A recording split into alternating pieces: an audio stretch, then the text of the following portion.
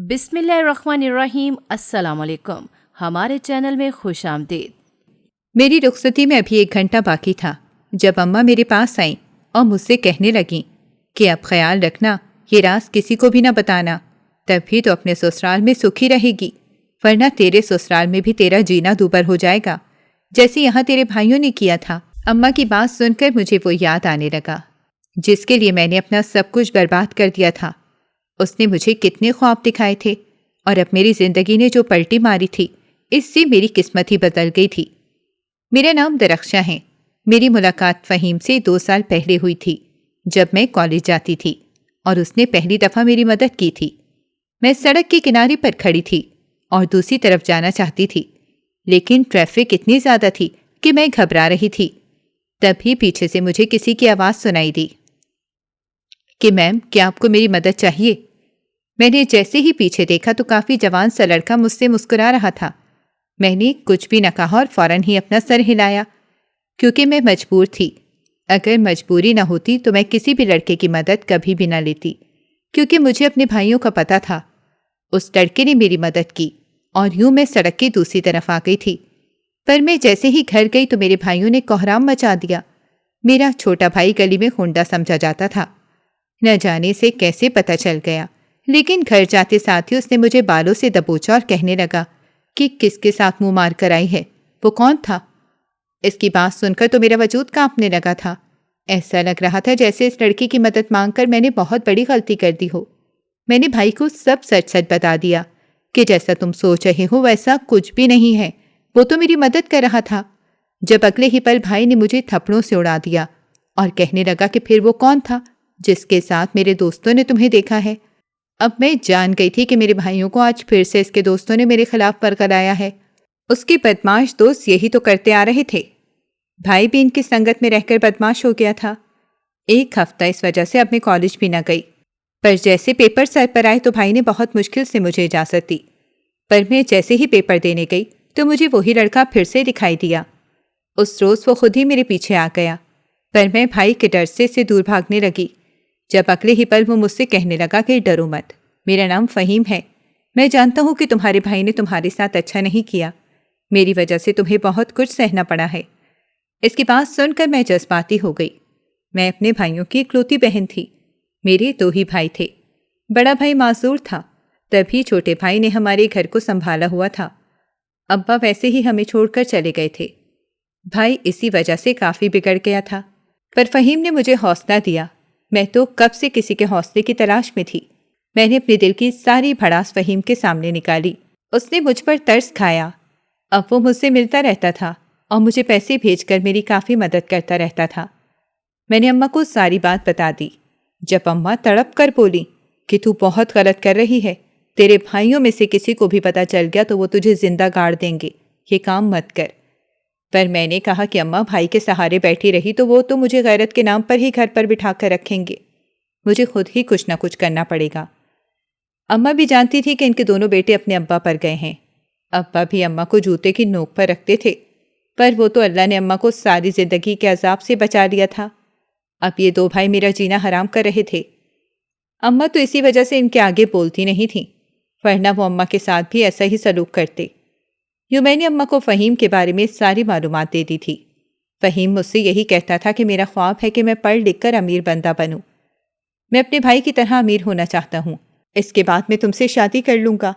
یہ سن کر میرا دل خوشی سے کودنے لگا۔ میں نے فوراً ہی اپنی اماں کو بتا دیا۔ اماں بھی خوش ہو گئیں۔ فہیم تو کہتا تھا میں تم سے جہیز بھی نہیں لوں گا، بس تم میرے پاس آ جانا، میرے لیے اتنا ہی کافی ہوگا۔ یوں میں فہیم کی محبت میں اندھی ہو گئی تھی اور اب اس سے روز کالج کے بہانے ملا کرتی تھی۔ اب تو بھائیوں کے ساتھ بھی میں بہت اچھے طریقے سے پیش آتی تھی تاکہ میرے بھائیوں کو کسی بھی قسم کا شک نہ ہو۔ میرے بھائیوں نے مجھے یونیورسٹی میں پڑھنے کی اجازت دے دی تھی۔ اب تو میں کھلم کھلا فہیم سے ملتی رہتی تھی۔ اس روز میرا ٹرپ جانا تھا، وہ یونیورسٹی کا ٹرپ تھا۔ ساری لڑکیاں ٹرپ پر جا رہی تھیں، پر میں منہ سجائے بیٹھی تھی، کیونکہ میں جانتی تھی کہ میرے بھائیوں نے مجھے ٹرپ پر جانے کی کبھی بھی اجازت نہیں دینی۔ پر فہیم نے کافی ضد کی۔ وہ مجھے اپنی محبت کی قسمیں دینے لگا تھا کہ اگر تم اس ٹرپ پر نہیں گئیں تو پھر نہ جانے ہماری ملاقات کب ہوگی، کیونکہ میرے خوابوں کو پورا کرنے کا وقت آ گیا ہے۔ اس کی باتیں سن کر میں جذباتی ہو گئی۔ ٹرپ رات کو جانا تھا، تبھی جیسے ہی وہ رات آئی تو میں نے اماں کو بتایا اور کمرے کی کھڑکی سے باہر نکلنے کا فیصلہ کیا، اور یوں میں اپنے ارادے میں کامیاب ہو گئی۔ چھوٹی سی بیگ میں نے اپنا سارا سامان ڈال دیا تھا اور اس طرح میں ٹرپ پر چلی گئی۔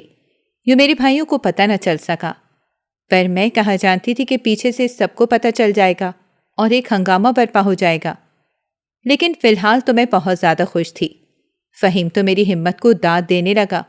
وہ مجھے اور بھی حوصلہ دینے لگا کہ تمہیں ایسے ہی مضبوط ہونا پڑے گا، ورنہ تو تمہارے بھائی تمہیں کچھ بھی نہیں دیں گے اور تمہیں ایسے ہی پیروں میں کچل کر آگے بڑھ جائیں گے۔ لیکن میں کہاں جانتی تھی کہ اس ایک ٹرپ کی وجہ سے میری زندگی کتنی مشکل میں پڑ جائے گی۔ اس روز فہیم مجھے اپنی محبت کا دعوے کرنے لگا۔ یوں ہم دونوں بہک گئے۔ وہ مجھ سے یہی کہہ رہا تھا کہ آخر کو ایک نہ ایک دن ہم دونوں کو ایک تو ہونا ہی ہے، پر میں نے اسے صاف منع کیا۔ لیکن مجھ سے اس کی ناراضگی بھی تو برداشت نہیں ہو رہی تھی، تبھی نہ چاہتے ہوئے بھی میں نے اسے ہاں کر دی، جو کہ میری زندگی کی سب سے بڑی غلطی ثابت ہوئی تھی، کیونکہ وہیں دوسری طرف میرے گھر والوں نے میرا رشتہ پکا کر دیا تھا۔ میرے بھائی نے کسی وٹیرے کے بیٹے سے میری شادی طے کر دی تھی۔ یہاں میں فہیم کے ساتھ بہت زیادہ خوش تھی۔ میں نہیں جانتی تھی کہ گھر جا کر میری کیا حالت ہوگی۔ جیسے ہی ٹرپ ختم ہوا تو میں واپس اپنے گھر چلی گئی۔ یہ میری فہیم کے ساتھ آخری ملاقات تھی جس پر ہم نے ہر حد پار کی تھی۔ میں جیسے ہی گھر گئی تو میرا بھائی تو جیسے میری راہ دیکھ رہا تھا، وہ بے چینی سے چکر کاٹ رہا تھا۔ مجھے جیسے ہی آتے ہوئے دیکھا تو فوراً ہی مجھ پر برس پڑا کہ تو کس کے ساتھ منہ کالا کر کے آئی ہے، تو کدھر بھاگ گئی تھی؟ میں نے اپنے بھائی کو کچھ نہ کہا، جب اگلے ہی پل میرے بھائی نے مجھے بتایا کہ تیرا رشتہ ہم نے پکا کر دیا ہے، کچھ ہی ہفتے بعد تیری شادی ہے۔ یہ سن کر تو مجھے حیرت کا جھٹکا لگا تھا۔ میں اماں کی طرف دیکھ رہی تھی۔ اماں کی بھی نظریں جھکی ہوئی تھیں۔ اب تو میرے بھائی مجھ پر آئے روز پہرا دیتے تھے۔ چند ہفتے بعد ہی میں دلہن بنی بیٹھی تھی۔ میں نے فہیم سے کافی رابطہ کیا، پر میں جان گئی تھی کہ فہیم اپنے خوابوں کی تکمیل کے لیے مجھ سے ہر تعلق ختم کر چکا ہے اور وہ اپنے خواب پورے کر کے ہی میرے پاس لوٹ کر آئے گا۔ میں کافی گھبرا رہی تھی جب اماں نے مجھے بتایا کہ تمہارے لیے بری خبر ہے۔ یہ خبر سنتے ہی میرے ہاتھ پاؤں پھول گئے تھے، کیونکہ اماں نے کہا کہ میرا ہونے والا شوہر کبھی باپ نہیں بن سکتا۔ میں تڑپ کر اماں سے بولی کہ اماں یہ کیا کیا تو نے مجھے ایسے شخص کے ساتھ کیوں باندھ دیا جو کبھی اولاد نہیں دے سکتا؟ کیا میں ساری زندگی ایسے ہی چلوں گی؟ جب اماں کہنے لگی کہ ہوش کے ناخن لے، شکر کر تیرے بھائی نے تیری شادی امیر انسان سے کی ہے، ورنہ وہ تو تجھے بوجھ سمجھ کر کسی غریب کو دینے والے تھے۔ وہ تو میں نے ہی انہیں سمجھایا کہ کسی غریب کے گھر میں رہنے سے تو بہتر ہے نا کہ تو کسی امیر کے گھر میں عیش کرے، اولاد تو نصیب کی بات ہے۔ ماں کی باتیں سن کر میں ٹوٹ چکی تھی۔ مجھے کافی پریشانی ہو رہی تھی۔ فہیم کے ساتھ بتائے وہ پل بار بار میرے ذہن پر سوار ہو رہے تھے۔ میری رخصتی میں چند ہی گھنٹے باقی تھے جب اماں میرے پاس آئیں اور کہنے لگیں کہ اب تو فہیم کو بھول جا، اب تو اپنی زندگی میں آگے بڑھ۔ پر میں تو چاہ کر بھی بھول نہیں سکتی تھی۔ میرا شوہر بہت امیر تھا۔ میں اس وقت سیج سے سجے اس کے کمرے میں بیٹھی تھی اور اپنی بے بسی پر ٹسوے بہا رہی تھی کہ میری قسمت بھی کتنی خراب ہے کہ میرے شوہر کبھی مجھے اولاد کی خوشی نہیں دے سکتا۔ ابھی میں یہی سوچ رہی تھی جب اچانک سے میری طبیعت خراب ہونے لگی۔ ایسا لگ رہا تھا جیسے مجھے گھبراہٹ ہو رہی ہو۔ اتنے میں میرا شوہر میرے کمرے میں آ گیا۔ وہ مجھے بےتاب نظروں سے دیکھنے لگا۔ کچھ پل بعد میرا ہاتھ تھام کر کہنے لگا کہ نہ جانے اپنی زندگی میں نے ایسے کون سے نیک کام کیے ہیں جو مجھے حور جیسی بیوی ملی، جس نے مجھے میرے عیب کے ساتھ قبول کر لیا۔ مجھے اس کی باتوں سے کوئی فرق نہیں پڑ رہا تھا۔ میں تو بت بنی اس کے سامنے بیٹھی تھی جب اچانک ہی مجھے ابکائی آئی۔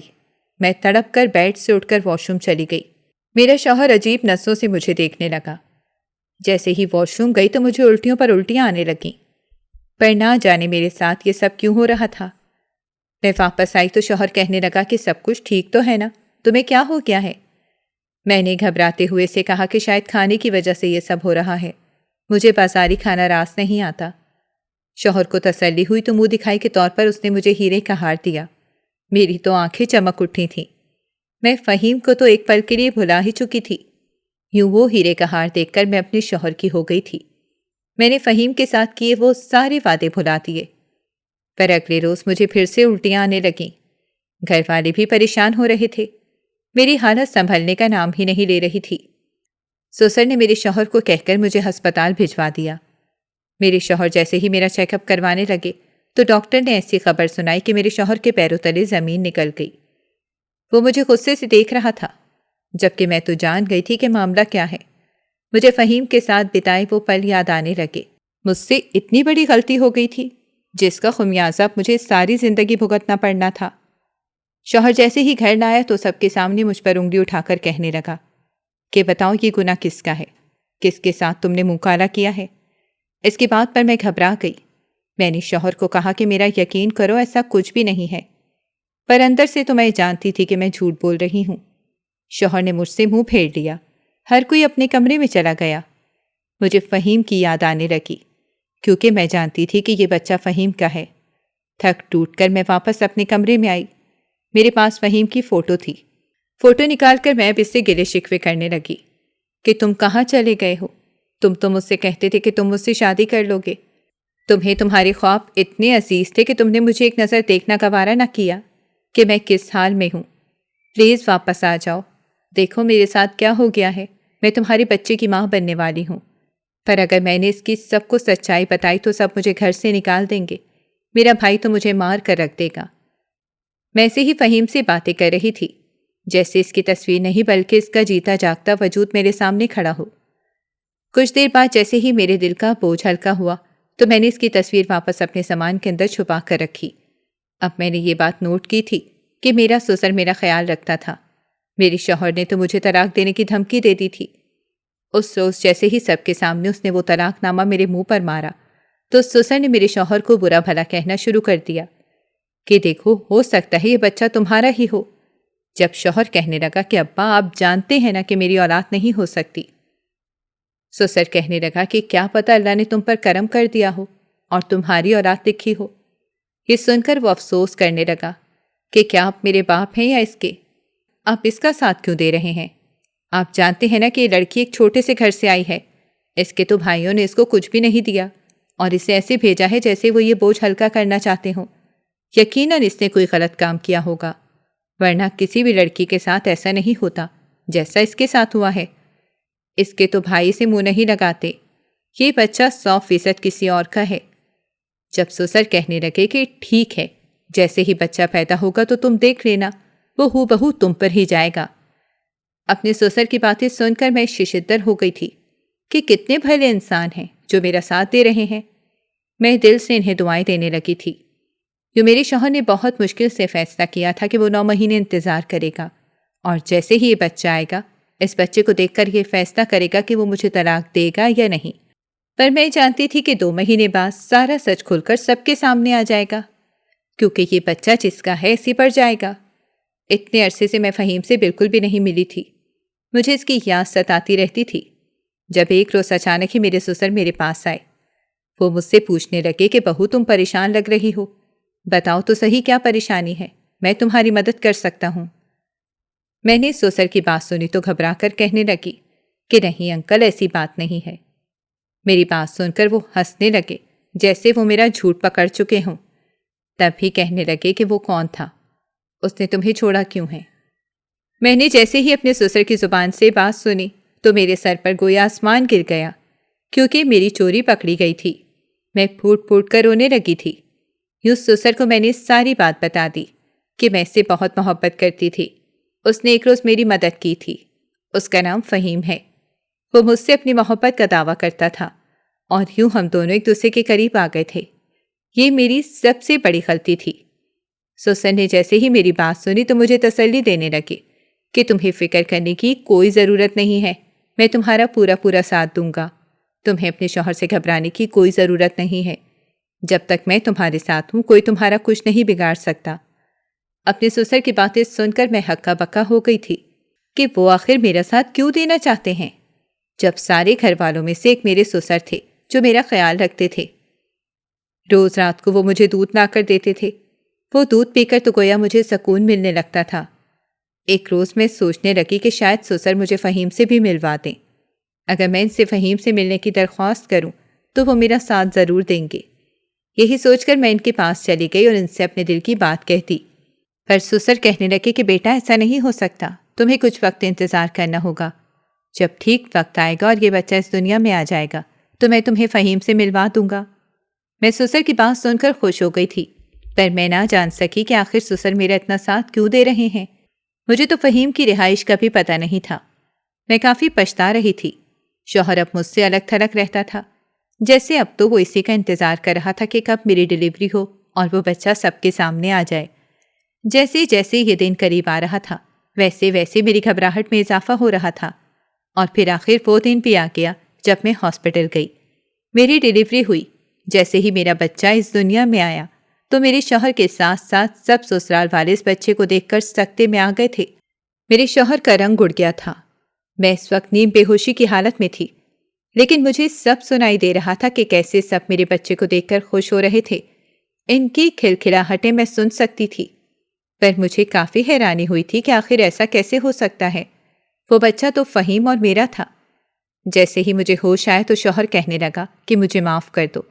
میں نے اس سے کہا کہ آپ مجھ سے کس بات کی معافی مانگ رہے ہیں؟ جب وہ کہنے لگا کہ میں نے تم پر بہت بڑا الزام لگا دیا، یہ بچہ تو میرا ہی ہے۔ اپنے شوہر کی بات سن کر تو میرے پیروں تلے زمین نکل گئی، کیونکہ جب وہ بچہ میری گود میں آیا اور میں نے اس بچے کا دیدار کیا تو وہ بچہ ہو بہو میرے شوہر پر ہی تو گیا تھا۔ پر ایسا کیسے ہو سکتا تھا؟ میرے سسر کہنے لگے کہ دیکھا، میں نے تم سے کہا تھا نا کہ ایک دفعہ تمہارا بچہ سامنے آ جائے گا تو پھر تمہارا شوہر تمہیں بھی قبول کر لے گا۔ میں اپنے سسر سے کہنے لگی کہ آپ تو ساری سچائی جانتے ہیں کہ یہ بچہ میرے شوہر کا نہیں ہے بلکہ تو فہیم کا ہے۔ سسر بولے کہ اب بیتی باتیں بھلا دو، اپنی زندگی میں آگے بڑھ جاؤ اور اس سچائی کو کسی کو بھی نہ بتانا۔ دیکھو تمہاری زندگی بدل گئی ہے، اور اب اگر تم نے پھر سے اپنے ماضی میں چھلانگ لگائی تو پھر سے مشکل میں پڑ جاؤ گی۔ لہٰذا بہتر یہی ہے کہ اپنے بچے کی صحیح تربیت کرو اور اپنے شوہر کے ساتھ اچھی زندگی گزارو۔ میں اندر ہی اندر فہیم کو یاد کرنے لگی۔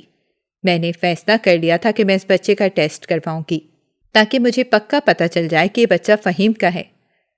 یہی سوچ کر میں نے خفیہ طریقے سے اپنے بچے کا ٹیسٹ کروایا، لیکن جیسے ہی رپورٹ میرے سامنے آئی تو میرے پیروں تلے زمین نکل گئی، کیونکہ اب سچائی میرے سامنے تھی۔ لیکن سب گھر والے خوش تھے، اسی لیے سچائی کو میں نے دبا دیا تھا۔ پر ایسا کیسے ہو سکتا تھا کہ اگر یہ بچہ میرے شوہر کا نہیں تھا تو یہ بچہ میرے شوہر پر کیسے گیا تھا؟ اور سب سسرال والوں کو ایسا کیوں لگ رہا تھا کہ اس کی شکل ہو بہو میرے شوہر جیسی ہے؟ اس بات نے مجھے کافی پریشانی میں ڈال دیا تھا۔ میں ابھی بھی راتوں کو اٹھ کر فہیم کی فوٹو سے باتیں کرتی تھی۔ یہ تو میری عادت سی بن گئی تھی۔ میں فہیم کو بتاتی تھی کہ دیکھو تمہارا بچہ کتنا بڑا ہو گیا ہے۔ چونکہ میری شادی کو 2 سال ہو گئے تھے، میں نے کبھی بھی یہ محسوس نہیں کیا تھا کہ میرا بیٹا وجدان اپنے باپ پر بھی گیا ہے۔ یوں ہی 2 سال بعد پہلی دفعہ میں نے اپنے سسرال میں ہلچل دیکھی تھی۔ ہر طرف افراتفری مچی ہوئی تھی، جیسے نہ جانے کوئی آ رہا ہو۔ میں نے اپنے سسر سے پوچھا کہ کیا کوئی آ رہا ہے؟ تو کہنے لگے کہ ہاں تمہارے شوہر کا چھوٹا بھائی آ رہا ہے۔ میں کافی پریشان ہو گئی تھی، کیونکہ کبھی بھی کسی نے مجھ سے اس کا ذکر نہیں کیا تھا۔ پہلی دفعہ ہی میں نے اپنے شوہر کے چھوٹے بھائی کا ذکر سنا تھا۔ میں نے اپنے شوہر سے پوچھا کہ آپ نے مجھ سے یہ بات کیوں چھپائی؟ تو شوہر چیخ اٹھا کہ خبردار، جو تم نے اسے میرا بھائی کہا، وہ میرا بھائی بالکل بھی نہیں، وہ تو میرے راستے کا کانٹا ہے۔ ہمیشہ وہ میرے کام میں ٹانگ اڑاتا تھا، وہ ہمیشہ مجھ سے جلتا تھا، تبھی تو وہ باہر بھاگ گیا ہے۔ پر آج تک ابا نے سب سے زیادہ اس سے پیار کیا ہے۔ ابا نے کبھی بھی مجھ سے پیار ہی نہیں کیا تھا، لیکن ابا کی وجہ سے گھر آ رہا ہے، پر وہ زیادہ دیر تک نہیں رکے گا۔ 2 دن بعد وہ واپس چلا جائے گا، کیونکہ اگر وہ اس گھر میں رہا تو میں اس گھر سے چلا جاؤں گا، کیونکہ میں اس کی شکل بھی نہیں دیکھ سکتا۔ اس نے مجھ سے ہر چیز چھین لی ہے۔ میں نے اس کی شوہر کی بات سنی تو ہکا بکا ہو گئی کہ کیسے بھائی ہیں جن میں آپس میں بنتی ہی نہیں ہے۔ میں جان گئی تھی کہ میرا شوہر تو بھول کر بھی مجھے اپنے دیور سے ملنے بھی نہیں دے گا، اور ایسا ہی ہوا تھا، کیونکہ جیسے ہی میرا دیور آیا تو میرا شوہر مجھے کمرے میں بند کر کے چلا گیا تھا، جبکہ وہ وجدان کو اپنے ساتھ لے گیا تھا کہ میں اس کے چچا سے ملوا دوں گا۔ پر میں نہیں چاہتا کہ وہ میرے بدمعاش بھائی کی نظر تم پر پڑے۔ یوں میں آدھی رات تک اپنے شوہر کا انتظار کرتی رہی۔ آدھی رات کو میرا شوہر آیا۔ مجھے کافی حیرانی ہوئی تھی۔ 2 دن ایسے ہی گزر گئے تھے۔ میرے شوہر نے مجھے باہر نکلنے کی اجازت دے دی۔ ایک روز میرے سسر مجھ سے کہنے لگے کہ چلو اب وقت آ گیا ہے، میں تمہیں فہیم سے ملوا دیتا ہوں۔ میں نے اپنے سسر سے کہا کہ آپ یہ سب کیسے کریں گے؟ آپ کو کیا پتا فہیم کہاں ہے؟ سسر کہنے لگے کہ تم فکر نہ کرو، میں نے سارا انتظام کر لیا ہے، تم بس میرے ساتھ چلو۔ سسر نے وجدان کو اٹھایا اور مجھے لے کر کسی ہوٹل میں آ گئے۔ میں جیسے ہی وہاں گئی تو اپنے سامنے فہیم کو دیکھ کر میرے رونگٹے کھڑے ہو گئے۔ مجھے یقین نہیں آ رہا تھا کہ وہ میرے سامنے کھڑا ہے۔ سسر تو واپس چلے گئے، جبکہ میں فہیم سے لگ کر بلک بلک کر رونے لگی کہ تم نے میرے ساتھ ایسا کیوں کیا؟ تمہارے بعد میری زندگی کتنی بدل گئی ہے، میں نے کتنا کچھ برداشت کیا ہے، تم جانتے بھی ہو نا۔ پر فہیم نے میری بات کا جواب نہ دیا، بلکہ اگلے ہی پل اس نے مجھے خود سے الگ کر دیا۔ میں اسے نہ سمجھی کے عالم میں دیکھ رہی تھی۔ مجھے اس سے ہی امید نہیں تھی کہ وہ میرے ساتھ ایسا کرے گا۔ وہ کافی بدل گیا تھا۔ اس کا بدلا بدلا سا روپ دیکھ کر میرے چہرے کے رنگ اڑ رہے تھے، کیونکہ فہیم تو کبھی مجھ سے محبت بھری باتیں کرتا تھا۔ میں نے اس سے کہا کہ کیا ہو گیا ہے فہیم، میں تمہاری محبت ہوں جس کا تم نے مجھے ثبوت دیا تھا، پھر اس کے بعد تم مجھے ہمیشہ کے لیے چھوڑ کر چلے گئے۔ دیکھو یہ وجدان ہے، ہماری محبت کا ثبوت ہے۔ پر اگلے ہی پل فہیم نے گرجدار آواز میں مجھے چپ کروا دیا کہ خبردار جو تم نے آئندہ سے ایسی بات اپنی زبان سے بھی نکالی، اب تم میری بھابھی ہو۔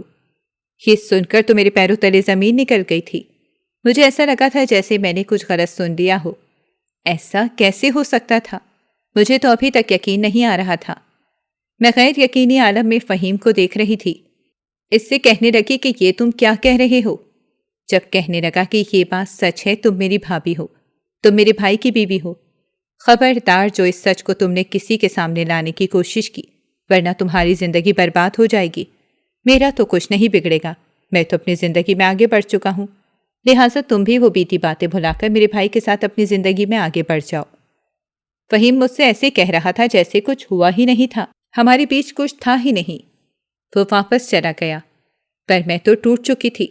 میں نے وجدان کو تھاما اور واپس سسرال آ گئی۔ مجھ سے تو اپنے شوہر سے بھی نظریں نہیں ملائی جا رہی تھیں کہ کل کلاں کو جب اسے پتہ چلے گا کہ بیٹا اس کے بھائی کا ہے جس سے وہ شدید نفرت کرتا ہے، اور میرے دل میں اس کے بھائی کے لیے ہی پیار ہے، تو وہ تو 2 دفعہ بھی نہیں سوچے گا اور مجھے گھر سے باہر نکال دے گا۔ یہی سوچ سوچ کر میرے ہاتھ پاؤں پھول رہے تھے، میرا وجود خوف سے کانپ رہا تھا کہ اب میں کیا کروں۔ میں جان گئی تھی کہ کہیں نہ کہیں میرے سسر کو بھی اس ساری سچائی کا پتہ چل گیا تھا۔ جب اگلے ہی پل میرے سسر میرے کمرے میں آئے اور کہنے لگے کہ اس رات فہیم کی تصویر تمہارے ہاتھ میں تھی، تم اس سے بات کر رہی تھی جب میں نے تمہیں دیکھ لیا تھا۔ میں جان گیا تھا کہ تم میرے بیٹے کی محبت ہو۔ میرے بیٹے نے کسی سے محبت نہیں کی، کیونکہ میرا بڑا بیٹا ہمیشہ اس کے راستے میں آ جاتا تھا۔ اس نے ایک لڑکی سے محبت کی تھی، لیکن تمہارے شوہر نے اس لڑکی کو فہیم سے الگ کر دیا تھا۔ تبھی فہیم اور تمہارے شوہر کے بیچ نفرت کی دیوار قائم ہے۔ وہ دونوں ایک دوسرے کو ایک آنکھ نہیں بھاتے، جبکہ وہ دونوں سگے بھائی ہیں، لیکن جو بھی دیکھتا ہے اس بات کو ماننے سے انکار کر دیتا ہے کہ یہ دونوں ایک ہی خون ہیں۔ لیکن اب جب فہیم کو پتہ چل گیا ہے کہ تم اس کے بھائی کی بیوی ہو، تو فہیم تمہیں اب دوسری نظر سے دیکھنا بھی گوارا نہیں کرے گا، لہٰذا تم اپنی زندگی میں اپنے شوہر کے ساتھ آگے بڑھ جاؤ۔ میں تم سے وعدہ کرتا ہوں کہ میں اپنے بڑے بیٹے کو تمہاری سچائی کبھی بھی نہیں بتاؤں گا، اور نہ ہی فہیم ایسی حرکت کرے گا۔ میں نے اپنے سسر کی باتیں سنی تو ٹوٹ گئی۔ میں ایسا بالکل بھی نہیں دیکھ سکتی تھی کہ میری آنکھوں کے سامنے میری محبت کسی اور کی ہو جائے۔ میں جان گئی تھی کہ فہیم اپنی زندگی میں آگے بڑھ جائے گا اور آرام سے مجھے بھلا دے گا، پر میں تو اسے کبھی بھی نہیں بھلا سکتی تھی، کیونکہ اب بات وجدان کی تھی جو کہ فہیم کی اولاد تھی۔ میں نے پکا عزم کر لیا تھا کہ میں اپنے شوہر کو ساری سچائی بتا دوں گی، پر مجھ میں اتنی ہمت ہوتی ہی نہیں تھی، کیونکہ میں جانتی تھی کہ اگر میں نے یہ سچائی بتا دی تو میں میکے بھی نہیں جا سکوں گی، کیونکہ وہاں تو میرے بھائیوں نے میرے لیے سارے واپسی کے راستے بند کر دیے تھے۔ میں ایک گہرے دلدل میں پھنس چکی تھی۔ اگلے روز فہیم نے شادی کا اعلان کر دیا تھا۔ میرا شوہر تو مجھے باہر بھی نکلنے نہیں دیتا تھا۔ وہ تو یہی سمجھتا تھا کہ اگر فہیم نے مجھے دیکھ لیا تو وہ میرے شوہر سے بدلہ لے گا، جبکہ میں تو پہلے ہی فہیم کی دیوانی تھی۔ اسے سچائی کہاں معلوم تھی، پر میں فہیم کی ہونے والی بیوی کو دیکھنا چاہتی تھی۔ تبھی میں نے اپنے شوہر کو کہا کہ میں پردہ کر کے باہر آ جاؤں گی، اس طرح آپ کا بھائی مجھے دیکھ نہیں سکے گا۔ یوں پردہ کر کے میں سب کے سامنے آ گئی۔ میں نے فہیم کی بیوی دیکھی جو بلا کی خوبصورت تھی۔ فہیم اب اس کے ساتھ ایسی باتیں کر رہا تھا جیسے میں اس کی زندگی میں کبھی تھی ہی نہیں۔ وجدان بار بار فہیم کے پاس جا رہا تھا۔ سب کو یہی لگ رہا تھا جیسے وجدان کو اپنے چاچو سے بہت لگاؤ ہو گیا ہے، پر اصل بات تو یہ تھی کہ وہ اپنے سگے باپ کو پہچان رہا تھا۔ تبھی وہ اس کے پاس جا رہا تھا۔ دن ایسے ہی گزرنے لگے اور فہیم نے شادی کر لی تھی۔ میں اپنی نظروں کے سامنے اپنی محبت کو کسی اور کے ساتھ دیکھتی تھی تو میرا دل ٹوٹ جاتا تھا۔ یہ اذیت مجھ سے برداشت ہی نہیں ہو رہی تھی۔ جب ایک روز اچانک ہی مجھے کسی کا فون آیا تھا۔ وہ خبر سن کر تو میرے ہوش اڑ گئے تھے۔ میرے ہاتھ سے فون چھوٹ کر زمین پر گر گیا تھا۔ ہر کوئی مجھ سے پوچھ رہا تھا کہ کیا ہو گیا ہے، پر میرے لبوں پر تو بس میرے شوہر کا ہی نام تھا۔ میرے شوہر کا کافی شدید ایکسیڈنٹ ہوا تھا۔ فہیم نے جیسے ہی سنا تو وہ اپنے بھائی کی محبت میں پاگل ہو کر باہر نکل گیا تھا۔ میرے شوہر کی سرجری ہوئی تھی، لیکن وہ سرجری کامیاب نہ ہو سکی اور میرے شوہر مجھے چھوڑ کر ہمیشہ ہمیشہ کے لیے چلے گئے۔ یہ صدمہ کافی گہرا تھا۔ مجھے ایسا لگتا تھا جیسے میں نے اپنے شوہر سے بے وفائی کی ہو۔ میں نے اس کی زندگی سے اتنی بڑی سچائی چھپائی تھی اور اسے اتنے بڑے سراب میں رکھا تھا۔ میں کافی شرمندہ تھی۔ مجھے اپنے آس پاس موجود ہر انسان سے گھن محسوس ہونے لگی تھی۔ فہیم مجھے کافی حوصلہ دیتا تھا۔ میں جانتی تھی کہ وہ مجھے بھابھی سمجھتا ہے، یہی سمجھ کر وہ مجھے حوصلہ دیتا ہے۔ مجھے اس کا یہ حوصلہ بالکل بھی برداشت نہیں تھا۔ تبھی میں ایک جھٹکے سے اسے خود سے دور دھکیل دیتی تھی کہ اپنا یہ فرض احساس اپنے پاس ہی رکھو، مجھے اس کی کوئی ضرورت نہیں ہے۔ فہیم نے وجدان کو سنبھال لیا تھا، پر میں نے بھی فیصلہ کیا تھا کہ میں اپنے شوہر سے اب مزید بے وفائی نہیں کروں گی۔ تبھی میں نے اس گھر میں رہنے کا فیصلہ کیا تھا۔ لیکن میں اتنا جان گئی تھی کہ اب فہیم کو میرا احساس ہوتا ہے، کیونکہ کہیں نہ کہیں وہ اب بھی مجھ سے محبت تو کرتا تھا۔ اس کے دل میں ابھی بھی میرے لیے وہی محبت قائم تھی۔ وہ بات الگ تھی کہ اس نے وہ محبت اپنے دل کے کسی کونے میں سنبھال کر رکھی تھی، پر اب جیسے ہی میرے شوہر کا انتقال ہو گیا اور میں بیوہ ہو گئی تو اس کی وہ محبت پھر سے جاگنے لگی۔ تبھی وہ میرا خیال رکھتا تھا۔ وجدان کو تو وہ بالکل باپ والا ہی پیار کرتا تھا، جبکہ میرے سسر بھی جانتے تھے کہ یہ سب سچائی کیا تھی۔ تبھی ایک روز سسر میرے پاس آئے۔ وہ مجھ سے آ کر کہنے لگے کہ بیٹا اب وقت آ گیا ہے، کیا پتہ یہ سب کچھ اسی وجہ سے ہوا ہو تاکہ تم دونوں ایک ہو جاؤ اور وہ ادھوری محبت پوری ہو جائے۔ میں نے فوراً اپنے سسر کو چپ کروایا کہ میں ایسا بالکل بھی نہیں کروں گی۔ ایسا کر کے میں اپنے مرحوم شوہر کو اور تکلیف نہیں دے سکتی۔ میرے شوہر کو اپنی زندگی میں پتہ نہ چل سکا، پر اب تو ان کی روح کو پتہ چل ہی گیا ہوگا کہ میں کتنی بڑی بے وفا ہوں جس نے ان کے ساتھ اتنی بے وفائی کی ہے۔ صرف میں نہیں، آپ سب نے ہی اس کے ساتھ بے وفائی کی ہے، کیونکہ آپ دونوں بھی تو سچائی جانتے تھے۔ لیکن اب میں اور بے وفائی نہیں کر سکتی، میں ایسے ہی وجدان کے لیے جیتی رہوں گی۔ یہ ساری باتیں باہر کھڑے فہیم نے بھی سن لی تھیں۔ وہ ویسے ہی واپس چلا گیا تھا، لیکن اب مجھے ذرا بھی فرق نہیں پڑ رہا تھا وہ میرے بارے میں کیا سوچتا ہے۔ پر اس گھر میں رہتے ساتھ ہی ہر مشکل دل مزید گھٹن ہو گئے تھے، کیونکہ فہیم کی بیوی نے مجھ پر روب جمانا شروع کر دیا تھا۔ وہ تو مجھے ایک مظلوم بیوہ سمجھتی تھی، مجھ پر آئے روز ظلم ڈھاتی رہتی تھی۔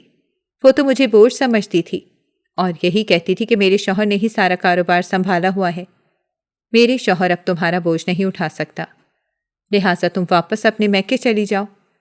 یہ سن کر میرا دل سلک اٹھا۔ اس نے انتہا تو تب کی تھی جب اس نے وجدان کو رکھ کر تھپڑ مارا تھا۔ وہ اس وقت 3.5 سال کا تھا اور اتنا بڑا بھی نہیں تھا، لیکن اس بے حس نے میرے بیٹے کو کافی مارا تھا۔ میرا بیٹا بہت رویا تھا۔ مجھے اس لڑکی پر بہت غصہ آیا تھا۔ جیسے ہی فہیم نے وجدان کا سوجا ہوا گال دیکھا تو مجھ سے پوچھنے لگا کہ اسے کیا ہوا ہے۔ اس سے پہلے کہ میں اسے سچائی بتاتی، جب فہیم کی بیوی وجدان کی شکایتیں لگانے لگی، لیکن وہ جانتا تھا کہ اس کی بیوی کیسی ہے، تبھی اس نے اپنی بیوی کو خاموش کر دیا کہ اتنے چھوٹے سے بچے پر اتنا بڑا الزام مت لگاؤ، تم اسے اپنے جتنا ہی سمجھ رہی ہو، اس کے ساتھ تم مقابلے بازی کیوں کر رہی ہو؟ اس سے پہلے یہ تو سوچ لو کہ اس کی عمر ہی کیا ہے، یہ ہر طرح سے نادان ہے، اسے تو یہ بھی نہیں پتا کہ تم کیا کہہ رہی ہو۔ جیسے ہی اس کی بیوی نے یہ ساری باتیں سنی تو وہ اور بھی تڑپ اٹھی تھی اور غصے میں کہنے لگی کہ اب تم اس بیوہ عورت کا ساتھ دو گے جس کے بچے کا بھی کسی کو نہیں پتا کس کا بچہ ہے۔ یہ سنتے ساتھ ہی فہیم کا پارا آپے سے باہر ہو گیا اور یوں اس نے اپنی بیوی کو تھپڑ لگا دیا اور اسے چیخ کر کہنے لگا کہ خبردار، جو آج کے بعد تم نے ایسی بات زبان سے بھی نکالی۔ فہیم کی بیوی نے جیسے ہی یہ تھپڑ اپنے منہ پر کھایا تو وہ اوندھے منہ جا گری تھی، جبکہ میں یہ تماشا دیکھ کر بوکھلا گئی تھی۔ میں نے فہیم کو ڈانٹنا شروع کر دیا کہ یہ تم نے کیا کیا ہے؟ میری خاطر تم اپنی بیوی سے کیوں لڑ رہے ہو؟ لیکن اب میری بس ہو گئی تھی۔ میں نے وجدان کو اپنے ساتھ دیا اور ایسے ہی گھر سے باہر نکل آئی، پر فہیم میرے پیچھے بھاگ کر آنے لگا اور چلا کر مجھے کہنے لگا کہ تم کہاں جاؤ گی؟ اس نے میرا ہاتھ تھام کر مجھے روک دیا، جب میں اس کا ہاتھ چھڑایا اور چیخ کر کہنے لگی کہ میں کہیں بھی چلی جاؤں گی، لیکن تمہاری اور تمہاری بیوی کے ساتھ بالکل بھی نہیں رہوں گی۔ فہیم اپنی بیوی کی طرف سے مجھ سے معافی مانگنے لگا، پر میں نے اس کی ایک بھی نہ سنی، جب اگلے ہی پل مجھے پیچھے سے ایک آواز سنائی دی جس نے مجھے ٹھہرنے پر مجبور کر دیا تھا۔ میرے قدم وہیں پر جم گئے تھے۔ مجھے یقین نہیں آ رہا تھا کہ کیا میں نے سچ سنا ہے۔ فہیم نے مجھ سے کہا تھا کہ ہماری محبت کی خاطر رک جاؤ۔ اگر تم نے ذرا سے بھی مجھ سے محبت کی تھی تو وہیں پر رک جاؤ۔ یہ سن کر تو میری روح فنا ہو گئی تھی۔ میں نے جیسے ہی پیچھے دیکھا تو فہیم ایک ہارے ہوئے شخص کی طرح کھڑا تھا، جیسے وہ سب کچھ ہار چکا ہو۔ مجھے یقین نہیں آ رہا تھا کہ فہیم یہ ساری باتیں کر رہا ہے۔ وہ کہنے لگا کہ ہاں، میں نے کبھی تم سے نفرت کی ہی نہیں، اور نہ ہی تمہارے لیے میری محبت کبھی کم ہوئی ہے۔ میں نے آج بھی تم سے محبت کی ہے، میں مرتے دم تک تمہیں چاہوں گا، لیکن تم بس دور مت جاؤ۔ میں نے اپنے بھائی کے لیے تمہیں ٹھکرا دیا تھا کیونکہ میں اس کی خوشی چاہتا تھا۔ میں نہیں چاہتا تھا کہ ہم دونوں کے بیچ مزید نفرت قائم ہو۔ اس سے پہلے ہی مجھے لے کر غلط فہمی تھی، تبھی میں چپ چاپ آگے بڑھ گیا تھا، پر اب میں جان گیا ہوں کہ قسمت کو کچھ اور ہی منظور تھا۔ اس وجہ سے اب میں کبھی تمہیں خود سے دور نہیں جانے دوں گا۔ فہیم نے یہ ساری باتیں تو کہہ لی تھیں، لیکن اگلے ہی پل میری نظر فہیم کے پیچھے کھڑی اس کی بیوی پر گئی تھی، جو آنکھیں پھاڑے ہم دونوں کو دیکھ رہی تھی۔ اس نے جیسے ہی اپنے شوہر کے منہ سے ایسی باتیں سنی تو وہ وہیں پر بے ہوش ہو گئی تھی۔ میں نے جیسے ہی فہیم کی بیوی کو پکارا تھا تو وہ بھی پیچھے مڑا۔ ہم دونوں اسے ہسپتال لے کر گئے۔ کچھ دیر بعد اسے ہوش آیا۔ اس نے ہوش میں آتے ساتھ ہی میرا گلا پکڑ لیا۔ وہ کہنے لگی تھی کہ منحوس عورت، تم نے میرا گھر اجاڑ دیا۔ پہلے تم نے اپنے شوہر سے بے وفائی کی اور اب تم میرا گھر توڑنا چاہتی ہو۔ تم نے یہ سب اچھا نہیں کیا۔ میرا سانس سکھڑنے لگا تھا جب اتنی ہی دیر میں فہیم آ گیا۔ اس نے اپنی بیوی کو مجھ سے دور کیا۔ نرس نے اسے بے ہوشی کا انجیکشن لگایا۔ میں بے بسی کے عالم میں پھوٹ پھوٹ کر رونے لگی تھی۔ میں نے فہیم کے آگے ہاتھ جوڑے کے دیکھو ایسا مت کرو، پر فہیم سختی سے مجھ سے کہنے لگا کہ دیکھو، میں تمہیں کبھی نہیں چھوڑوں گا، ہم آج ہی نکاح کر رہے ہیں۔ اس کی بات سن کر ہی میری روح فنا ہو گئی۔ مجھے سمجھ نہیں آ رہا تھا کہ میں کیا کہوں، لیکن وہ مجھے زبردستی اپنے ساتھ لے گیا۔ ہم دونوں نے نکاح کر لیا، جس کے بعد وہ مجھے ایک فلیٹ میں لے کر آیا تھا۔ شاید وہ فلیٹ اسی کا تھا جہاں وہ پہلے سے رہتا تھا۔ میں اب اس فلیٹ میں اس کا انتظار کرنے لگی۔ ایک ہفتے بعد وہ میرے پاس لوٹا تھا، جب میرا ہاتھ تھام کر کہنے لگا کہ مجھے معاف کر دو۔ میں تمہیں لے کر بہت ہی لاپرواہ ہو گیا تھا، مجھے یہ سب نہیں کرنا چاہیے تھا۔ میں جانتا ہوں کہ تم مجھے معاف نہیں کرو گی کیونکہ میں نے تم سے زبردستی نکاح کیا ہے، پر ہو سکے تو مجھے معاف کر دینا۔ میں کب تک فہیم سے ناراض رہتی؟ آخر وہ میری بچھڑی ہوئی محبت جو تھی، میں نے اسے معاف کر دیا تھا۔ اب میں اس کی دوسری بیوی بن کر اس کے ساتھ ہی رہتی تھی، جبکہ فہیم نے اپنی پہلی بیوی کو بھی سنبھال لیا تھا۔ فہیم ہم دونوں کو پورا وقت دیتا تھا، ہم دونوں کے بیچ کوئی فرق نہیں کرتا تھا۔ میں مانتی تھی کہ میں نے اپنے شوہر سے بے وفائی کی تھی، میں اس کی گنہگار ہوں اور مجھے اس کی سزا ضرور ملے گی، لیکن مجھے ابھی بھی شرمندگی ہوتی ہے۔ میں آج بھی اس بے وفائی کی اپنے رب سے معافی مانگتی ہوں۔ ناظرین، اگر آپ کو ہماری کہانی اچھی لگی ہے تو ویڈیو کو لائک کریں، شیئر کریں اور ہمارے چینل کو سبسکرائب کریں۔ اگلی ویڈیو تک اجازت دیں۔ اللہ حافظ۔